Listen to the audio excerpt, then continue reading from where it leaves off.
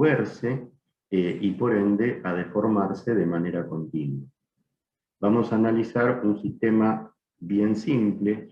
Vamos a considerar que tenemos dos placas de sólido, como están marcadas aquí con esta placa rayadita sería una, y la placa que está encima, la segunda placa de sólido, y entre medio de ambas placas se encuentra un fluido, llenando esas placas. Vamos imaginariamente a suponer que esas placas son de dimensiones muy grandes, si quieren vamos a suponer que son de dimensiones infinitas, y vamos a, como de costumbre, a colocar un sistema de ejes. En este caso vamos a ubicar el sistema de ejes con el eje X apuntando de izquierda a derecha y adherido a la placa inferior, y el eje Y apunta desde abajo hacia arriba. La separación entre ambas placas la vamos a indicar con esta letra I mayúscula. Y vamos a suponer que por medio de una fuerza externa que se realiza sobre la placa inferior, logramos que esa placa se mueva con una velocidad constante, que es igual a Bx. Mientras que la placa superior está inmóvil. O sea que aquí Bx es igual a 0. Entonces, esto lo vamos a ver en la próxima clase con más detalle, pero este movimiento de la placa inferior va a hacer que el fluido que esté inmediatamente en contacto con la placa inferior tienda a moverse con esa velocidad, o sea que aquí los elementos de volumen de fluido que están en contacto con la placa inferior se mueven a Bx, y a medida que yo me muevo en la dirección de las I positivas, o sea que me muevo desde abajo hacia arriba, ¿qué va a suceder? A medida que me alejo de la placa que está en movimiento y me acerco hacia la que está quieta, inmóvil, la velocidad del fluido va a ir disminuyendo hasta que en contacto con la placa superior, la velocidad del fluido se va a hacer 0. Es decir que en este fluido existe lo que vamos a denominar un perfil de velocidades, o sea que tengo, fíjense, una velocidad de dirección X, como está marcado aquí con cada una de las flechitas, una velocidad de dirección X que va cambiando cuando, en este caso en particular, va disminuyendo esa velocidad, como lo indican las flechitas, a medida que I aumenta. Es decir, que Bx es una variable dependiente, como dijimos hoy, que es función de ¿quién? De I. Bueno, perdón. Bx, entonces, es función de la coordenada I. O, si queremos decirlo de otra manera, la derivada de Bx con respecto a I es distinta de 0. O sea que hay un gradiente de velocidad en la dirección I. Cuando I varía, Bx varía. En este caso, disminuye cuando I aumenta. Bien, entonces, una vez que describimos el sistema, otra vez vamos a suponer que lo dividimos en dos regiones imaginarias a través de un plano como el que está indicado con esta liñita punteada en rojo. Y entonces, otra vez vamos a hacer un balance de la cantidad neta de movimiento que ingresa a la región 2. Cuando digo neta, deberé tener en cuenta lo que entra proveniente de la región 1 y lo que sale desde la región 2 hacia la 1. Bueno, Con respecto a la componente en Z, no tenemos ninguna novedad, porque como los valores positivos de la componente UZ de la velocidad y los valores negativos son igualmente probables, entonces cuando hago el balance, igual que sucedía con el fluido en reposo, la ganancia de cantidad de movimiento neta me va a dar 0. Cuando realice el balance en la dirección Y, voy a estar en las mismas condiciones en esta dirección que con el fluido en reposo, porque fíjense, para que una molécula como esta salga de la región 2 y se mueva hacia la región 1, es necesario que su componente de velocidad en I, o sea que la componente en I, vaya en la dirección de las I's negativas. El eje Y positivo, lo tengo acá, apunta hacia arriba, y para que la molécula salga se tiene que mover hacia abajo. Mientras que para que una molécula que se encuentra en la región 1 pueda ingresar a la región 2, deberá moverse con una componente de velocidad en I positiva.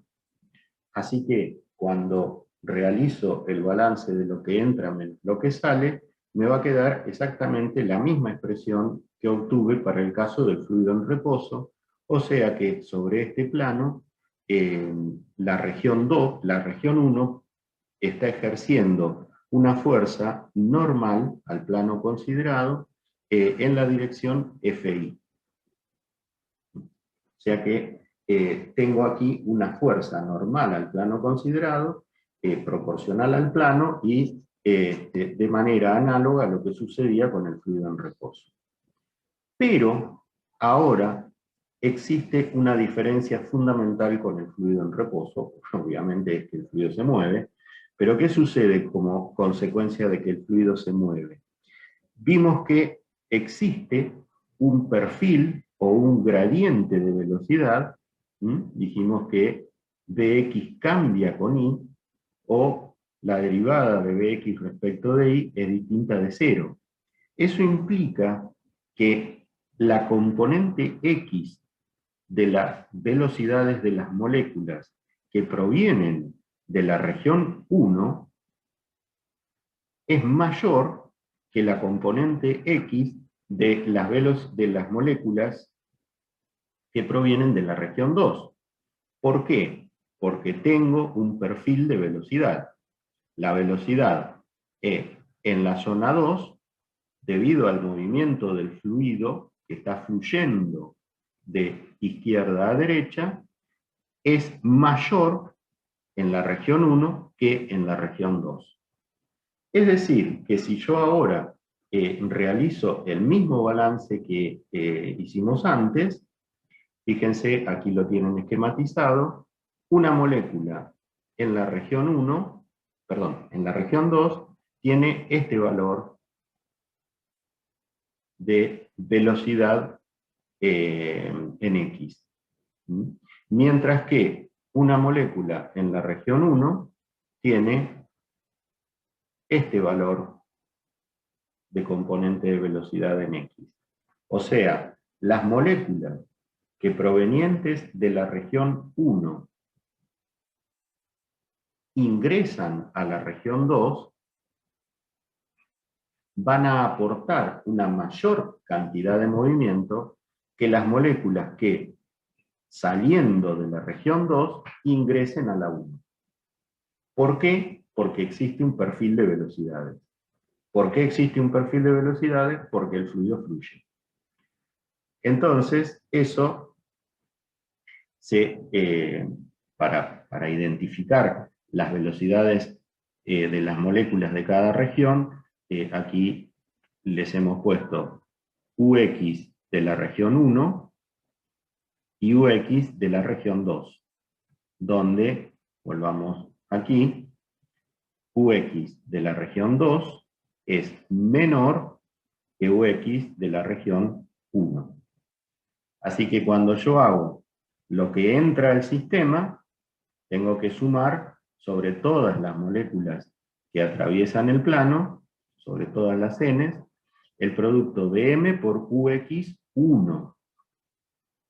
Y para tener en cuenta lo que sale de cantidad de movimiento, tendré que hacer la suma sobre todas las moléculas que atraviesan el plano de M, pero ahora multiplicado por Ux2, donde, como dijimos, Ux1 y Ux2 no son iguales entre sí. O sea, no van a sumar 0. ¿Por qué? Bueno, porque Ux1 es mayor que Ux2. ¿Por qué? Porque tengo un perfil de velocidades debido al movimiento del fluido. Como consecuencia de eso, si hay una ganancia de cantidad de movimiento, eso es equivalente a que se está ejerciendo una fuerza sobre el plano que yo consideré. Pero ¿cuál es la diferencia? Que esa fuerza, en lugar de ser normal, como era esta, producto del intercambio que existe aún con el fluido en reposo, ahora esta fuerza es una fuerza de dirección X. O sea que ¿cómo actúa? Y actúa tangencialmente al plano considerado. Es una fuerza tangencial al plano considerado. Así que como tengo dos componentes, una en Y y otra en X, tendré una fuerza resultante, esta FR que está aquí, que va a estar formando un cierto ángulo con el plano considerado. Es decir que existe un cambio fundamental, esto es conceptualmente importante, un cambio fundamental con respecto al sistema que se encontraba en reposo. En el sistema en reposo solo encontramos esta fuerza. Mientras que ahora, además de esa, aparece una tangencial y en consecuencia tendré una fuerza resultante que, como les decía, forma un cierto ángulo con el plano considerado.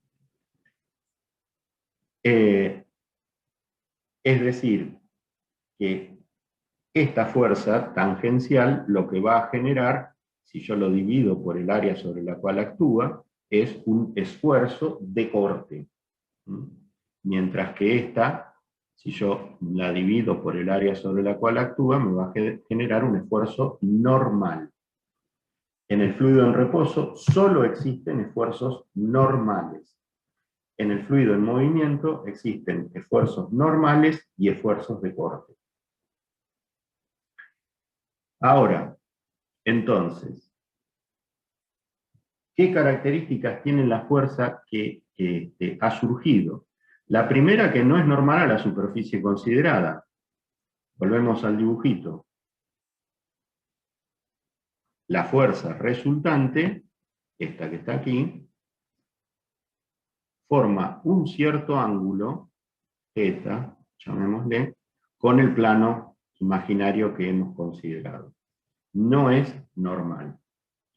La segunda característica sigue siendo, igual que antes, que el área, la fuerza considerada es proporcional al área considerada, lo dije mal.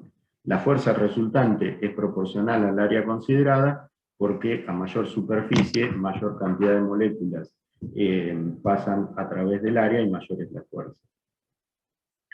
Y la tercera característica es que, otra vez, es diferente al sistema en reposo, y es que el módulo de la fuerza cambia según el plano imaginario que yo trace.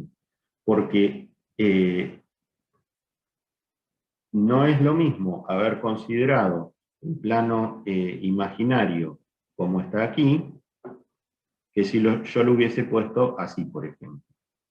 ¿Por qué? Bueno, porque el perfil de velocidades hace que la situación cambie. En otras palabras, ese perfil de velocidades lo que hace es romper la isotropía que tenía en el fluido en reposo. Entonces,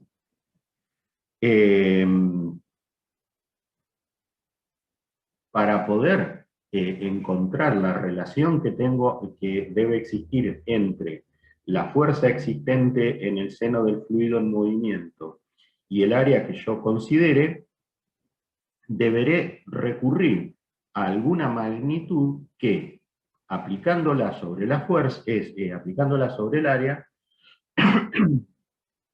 modifique no solo el módulo, sino también la dirección del área. Nosotros no lo vamos a hacer, pero se puede demostrar que la magnitud que es capaz de generar ese efecto es una magnitud tensorial, donde no recuerdo si se los mencioné, pero en el curso a los tensores los vamos a representar con dos linitas. Bueno, aquí, por ejemplo, en la ecuación falta una. Entonces, la fuerza que se genera en un fluido en movimiento viene dada por el producto escalar de un tensor aplicado al área. Y a este tensor se le da el nombre de tensor esfuerzo molecular. Ese tensor esfuerzo molecular contiene, como ya lo analizamos cuando, digamos, presentamos a los tensores, contiene 3 componentes que representan los tensores normales, que vamos a llamar sigma XX, sigma II y sigma ZZ. Y luego, los esfuerzos cortantes son estos que están aquí. Claramente, los esfuerzos cortantes solo existen si el fluido se está moviendo o se está deformando. Entonces, pero la complejidad que ha aparecido ahora es que en los esfuerzos normales, si yo llego a tener un gradiente de velocidad, por ejemplo, en este esfuerzo tau XX, sigma XX, si tuviese un gradiente de velocidad de la componente X de la velocidad en la dirección X, si este es distinto de 0, entonces voy a tener un aporte debido al gradiente de velocidad en el tensor normal. Lo mismo en la componente del esfuerzo normal. Lo mismo sucede en el sigma II. Si tuviese una componente de velocidad derivada de BI respecto de I distinta de 0, entonces tendré un aporte en el esfuerzo normal II generado por el gradiente de velocidad, y lo mismo con el ZZ.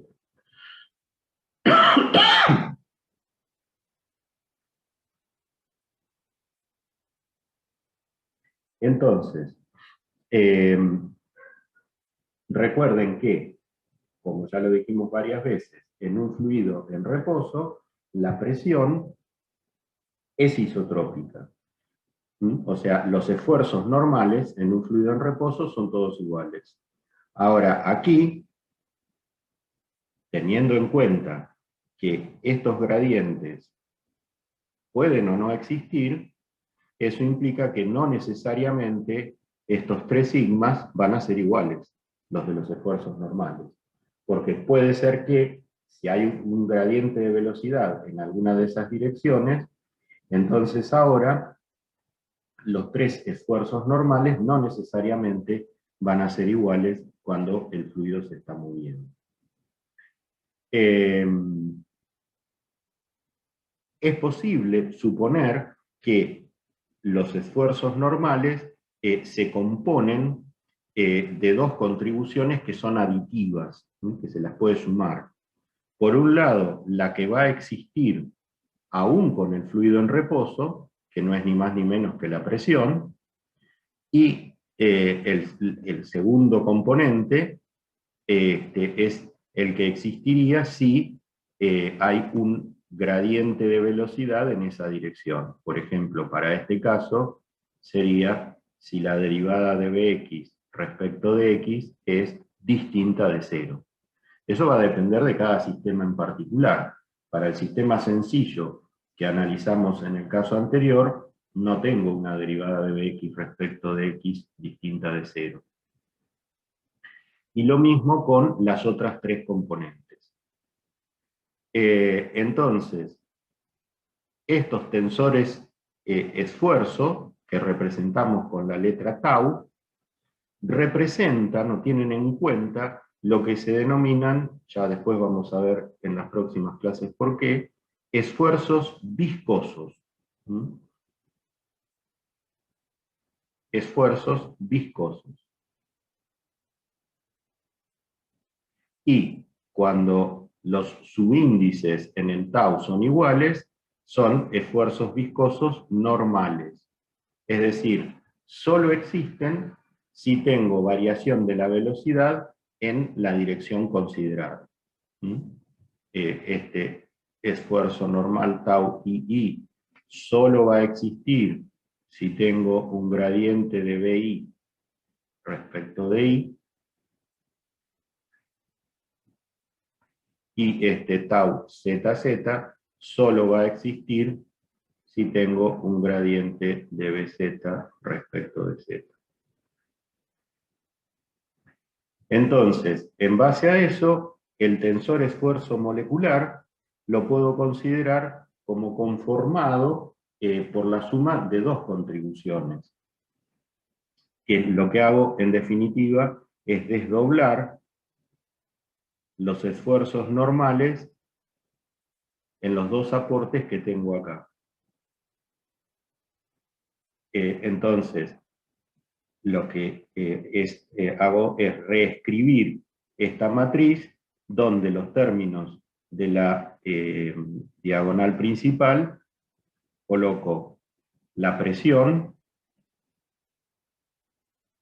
y los tensores esfuerzo viscoso normales en las diagonales.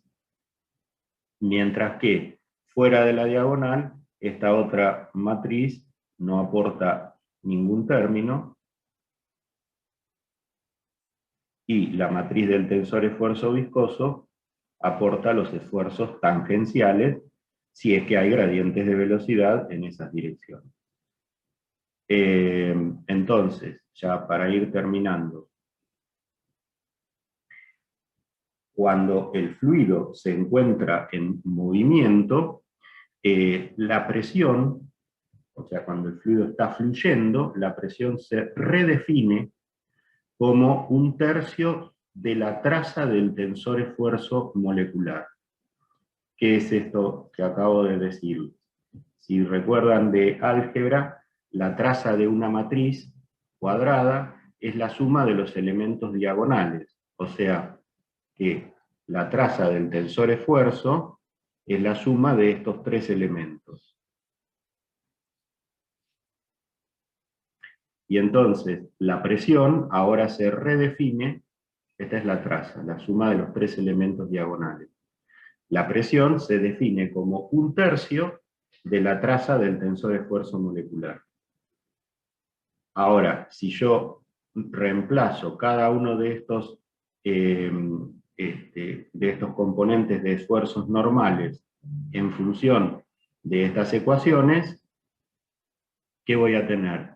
Bueno, me va a quedar un tercio de P más P, o sea, 3 veces la presión, más un tercio de los tres esfuerzos viscosos normales. Esta forma de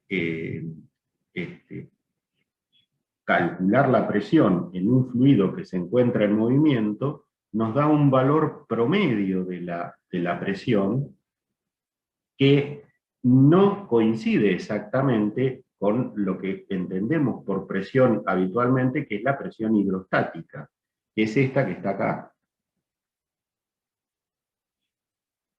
A esta presión promedio también se la llama presión mecánica, ¿Y en qué se diferencia de la presión hidrostática? Bueno, aquí ustedes pueden ver que al hacer 1/3 de la traza esta, me va a quedar la presión solamente, y la presión se diferencia, la presión hidrostática de la presión mecánica, en que aquí aparecen los esfuerzos viscosos normales, que pueden o no existir.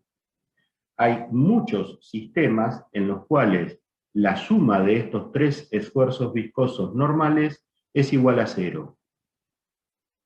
Y en ese caso en particular,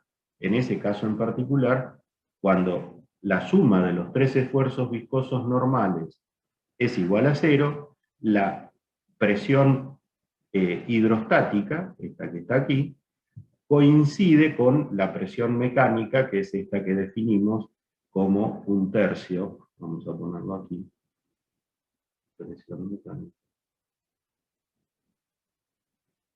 que es definida como 1/3 de la traza del tensor esfuerzo molecular. Entonces, esto ya sé que es un poco difícil de comprender, lo van a ir asimilando de a poco, pero es importante que distingan que el concepto de presión hidrostática no necesariamente se mantiene cuando tengo un fluido que está fluyendo. ¿Cuándo se mantiene? O sea, cuando la presión hidrostática y la presión mecánica son iguales, bueno, si la suma de los 3 esfuerzos viscosos normales es igual a 0.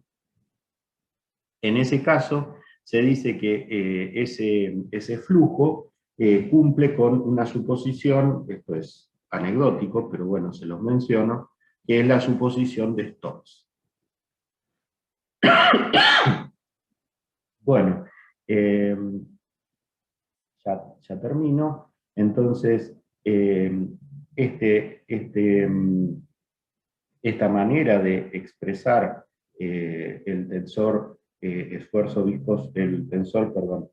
molecular, lo puedo escribir en una notación vectorial tensorial, reemplazando esta matriz, esta matriz de la presión, como el escalar P por una matriz unidad, que ahora ya les muestro cuál es, y esta por el tensor esfuerzo viscoso, que solo va a ser distinto de 0 si el fluido está moviéndose o fluyendo.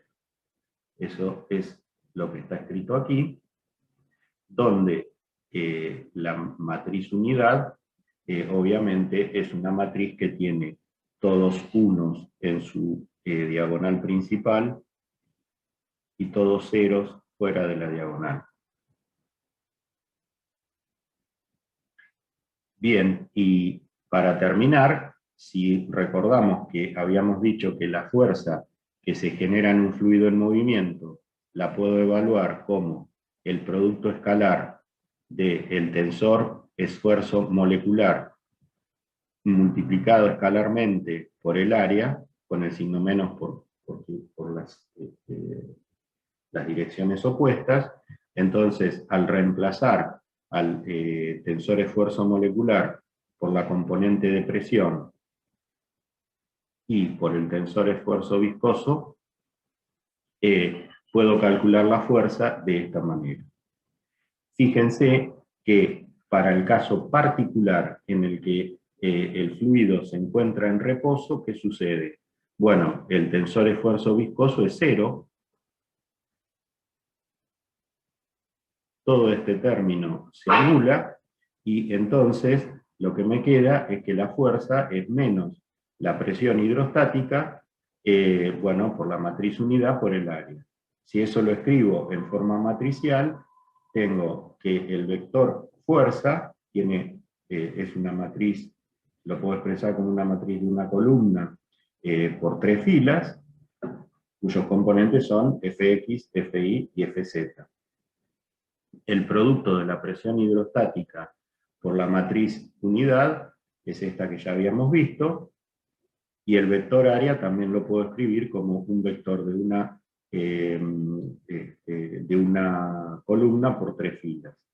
Así que cuando hago el producto de estas dos matrices, obtengo esto que está aquí, que en definitiva en notación vectorial lo puedo expresar, como estaba acá, menos la presión por el área.